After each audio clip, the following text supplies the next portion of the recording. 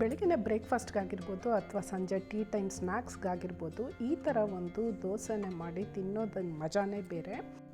ಅಷ್ಟೇ ಅಲ್ಲ, ತರಕಾರಿ ತಿನ್ನೋಕ್ಕೆ ಗಲಾಟೆ ಮಾಡೋ ಮಕ್ಕಳಿಗೆ ಇಂಥ ಒಂದು ಅಡುಗೆನ ಮಾಡಿಕೊಟ್ಟಾಗ ತುಂಬ ಇಷ್ಟಪಟ್ಟು ತಿಂತಾರೆ. ನೋಡೋಕ್ಕೂ ಕೂಡ ಕಲರ್ಫುಲ್ಲಾಗಿರುತ್ತೆ, ಟೇಸ್ಟ್ ಕೂಡ ಅಲ್ಟಿಮೇಟ್ ಆಗಿರುತ್ತೆ.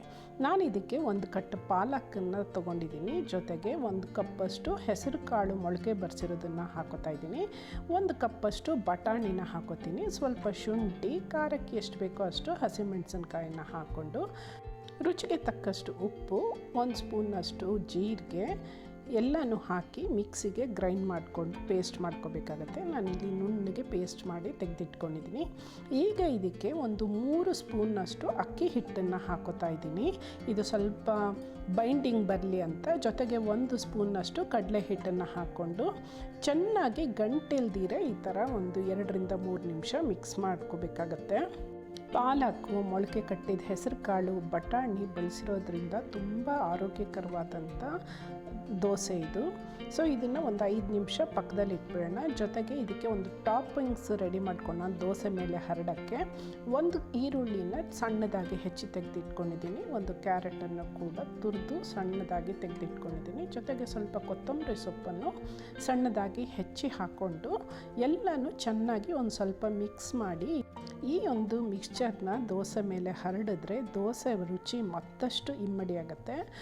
ಈ ದೋಸೆಗೆ ಎಲ್ಲ ಗ್ರೀನ್ ವೆಜಿಟೇಬಲ್ಸ್ನ ಯೂಸ್ ಮಾಡ್ತಾ ಇರೋದ್ರಿಂದ ನಾನು ಇದಕ್ಕೆ ಗ್ರೀನ್ ದೋಸೆ ಅಂತ ಹೆಸರಿಟ್ಟಿದ್ದೀನಿ. ನೆಕ್ಸ್ಟ್ ಈಗ ನಾನು ಒಂದು ಹೀರೆಕಾಯಿನ ತಗೊಂಡು ಹೀರೆಕಾಯಿ 2 ಕಡೆ ಎಡ್ಜಸ್ನ ಕಟ್ ಮಾಡಿ ಮಧ್ಯದಲ್ಲೂ ಕೂಡ ಕಟ್ ಮಾಡಿ ಅದರ ಸಿಪ್ಪೆ ಎಲ್ಲ ತೆಗೆದು ಕ್ಲೀನ್ ಮಾಡ್ಕೋತೀನಿ. ಸಿಪ್ಪೆ ಎಲ್ಲ ತೆಗೆದ ಮೇಲೆ ಈ ಸಿಪ್ಪೆನ ಬಿಸಾಕ್ದಿರ ಇದರಲ್ಲಿ ಚಟ್ನಿ ಕೂಡ ಮಾಡ್ಬೋದು. ಈಗ ಸಿಪ್ಪೆ ತೆಗೆದಂಥ ಹೀರೆಕಾಯಿನ ಸಣ್ಣ ಸಣ್ಣ ಸ್ಲೈಸಸ್ ಆಗಿ ಕಟ್ ಮಾಡ್ಕೋತೀನಿ, ಸಣ್ಣ ಸಣ್ಣ ಬಿಲ್ಲೆಗಳನ್ನಾಗಿ ಮಾಡಿ ತೆಗೆದಿಟ್ಕೋತೀನಿ. ನೀವು ಬೇಕಾದ್ರೆ ಈ ಹೀರೆಕಾಯಿನ ಕಟ್ ಮಾಡಿ ಮಿಕ್ಸಿಗೆ ಹಾಕ್ಕೊಂಡವಲ್ಲ ಅದ್ರ ಜೊತೆಗೂ ಕೂಡ ಬೇಕಾದ್ರೆ ಹಾಕ್ಕೋಬೋದು. ನಾನು ಈ ಥರ ಮಾಡಿದರೆ ಮಕ್ಕಳು ತುಂಬ ಇಷ್ಟಪಟ್ಟು ತಿಂತಾರೆ ಅಂತ ನಾನು ಈ ಥರ ಬಿಲ್ಲಿಯಾಗಿ ಹೆಚ್ಚಿಟ್ಕೊಂಡಿದ್ದೀನಿ. ಈಗ ದೋಸೆ ಹಿಟ್ಟು ಕೂಡ ರೆಡಿಯಾಗಿದೆ. ಒಂದು 5 ನಿಮಿಷ ಅಕ್ಕಿ ಹಿಟ್ಟು ಹಾಕಿರ್ತೀವಲ್ಲ ಹೊಂದ್ಕೊಳ್ಳಿ ಅಂತ ಒಂದು 5 ನಿಮಿಷ ಪಕ್ಕಕ್ಕಿಟ್ಟಿದ್ದೆ. ಕಟ್ ಮಾಡಿ ಇಟ್ಕೊಂಡಿರುವಂಥ ಹೀರೆಕಾಯಿ ಬಿಲ್ಲೆಗಳನ್ನ ದೋಸೆ ಹಿಟ್ಟಲ್ಲಿ ಡಿಪ್ ಮಾಡ್ಕೊಳ್ಳೋಣ. ಈಗ ತವಾನ ರೆಡಿ ಮಾಡಿಕೊಂಡು ಸ್ವಲ್ಪ ಎಣ್ಣೆ ಹಾಕಿ ಗ್ರೀಸ್ ಮಾಡಿ ರೆಡಿ ಮಾಡ್ಕೊಳ್ಳೋಣ. ಈ ರೀತಿ ಗ್ರೀಸ್ ಮಾಡ್ಕೊಳ್ಳೋದ್ರಿಂದ ದೋಸೆ ಹಿಟ್ಟು ತವಕ್ಕೆ ಮೆತ್ಕೊಳ್ಳಲ್ಲ, ತುಂಬ ಸುಲಭವಾಗಿ ಎದ್ದು ಬರುತ್ತೆ. ನೆಕ್ಸ್ಟ್ ಈಗ ನಾವು ಹಿಟ್ಟಲ್ಲಿ ಹಾಕಿರುವಂಥ ಹೀರೆಕಾಯಿ ಬಿಲ್ಲೆಗಳನ್ನ ಒಂದೊಂದೇ ಈ ಥರ ಡಿಪ್ ಮಾಡಿ, ನಾವು ಬೋಂಡಕ್ಕೆ ರೆಡಿ ಮಾಡ್ತೀವಲ್ಲ ಆ ಥರ ಇದನ್ನು ಡಿಪ್ ಮಾಡಿ ತವದ ಮೇಲೆ ಇಡ್ತಾ ಬರೋಣ. ಒಂದು ವಿಷಯ ನಾನು ಹೇಳೋದು ಮರ್ತಿದ್ದೆ, ಹಿಟ್ಟಿನ ಕನ್ಸಿಸ್ಟೆನ್ಸಿ ತುಂಬ ನೀರಾಗಿರಬಾರ್ದು, ಬೋಂಡದ ಹಿಟ್ಟಿನ ಹದದಲ್ಲಿ ಇರಬೇಕು.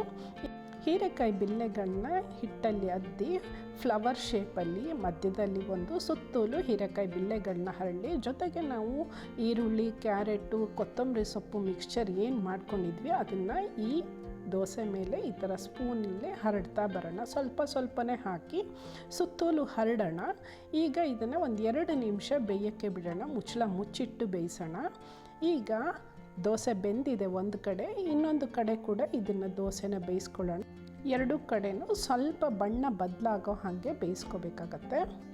ನೋಡಿ ಎಷ್ಟು ಚೆನ್ನಾಗಿರುವಂಥ ಸಾಫ್ಟಾಗಿರುವಂಥ ಹೀರೆಕಾಯಿ ದೋಸೆ.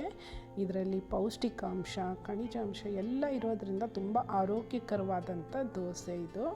ಬ್ರೇಕ್ಫಾಸ್ಟ್ಗೆ ಮನೇಲಿ ಚಿಕ್ಕ ಮಕ್ಕಳಿಂದ ಹಿಡಿದು ದೊಡ್ಡವ್ರವ್ರಿಗೂ ಎಲ್ಲರೂ ಇಷ್ಟಪಡ್ತಾರೆ. ಇನ್ನು ಮಕ್ಕಳು ಲಂಚ್ ಬಾಕ್ಸ್ಗೆ ಹಾಕಿದ್ದೆ ಮಕ್ಕಳು ಏನು ತಿನ್ನಲೇ ಇಲ್ಲ ಅಂತ ಕಂಪ್ಲೇಂಟ್ ಮಾಡೋ ತಾಯಂದ್ರಿಗೆ ಇಲ್ಲಿ ಒಂದು ಸಣ್ಣ ಉಪಾಯ.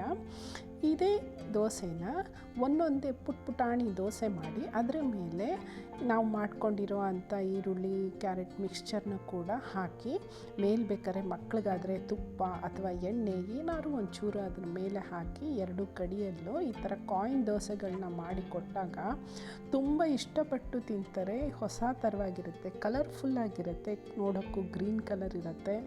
ಜೊತೆಗೆ ಈ ಥರ ಪುಟ್ಟದು ದೋಸೆ ಮಾಡಿಕೊಟ್ರೆ ಅವರು ವೆರೈಟಿ ಅಂತ ಅನಿಸುತ್ತೆ, ತುಂಬ ಇಷ್ಟಪಟ್ಟು ತಿಂತಾರೆ. ಅಷ್ಟೇ ಅಲ್ಲ, ನಾನು ಖಂಡಿತ ಬೆಟ್ ಮಾಡಿ ಹೇಳ್ತೀನಿ, ಲಂಚ್ ಬಾಕ್ಸ್ ಕೂಡ ಖಾಲಿ ಆಗುತ್ತೆ. ಸ್ಕೂಲಿಂದ ಮನೆಗೆ ಬಂದ ತಕ್ಷಣವೇ ಅಮ್ಮ ನೀನು ಲಂಚ್ ಬಾಕ್ಸ್ಗೆ ಏನು ಮಾಡಿಕೊಟ್ಟಿದ್ದೆ ಅದನ್ನೇ ಮತ್ತೆ ಮಾಡಿಕೊಡು ಅಂತ ಹೇಳ್ತಾರೆ.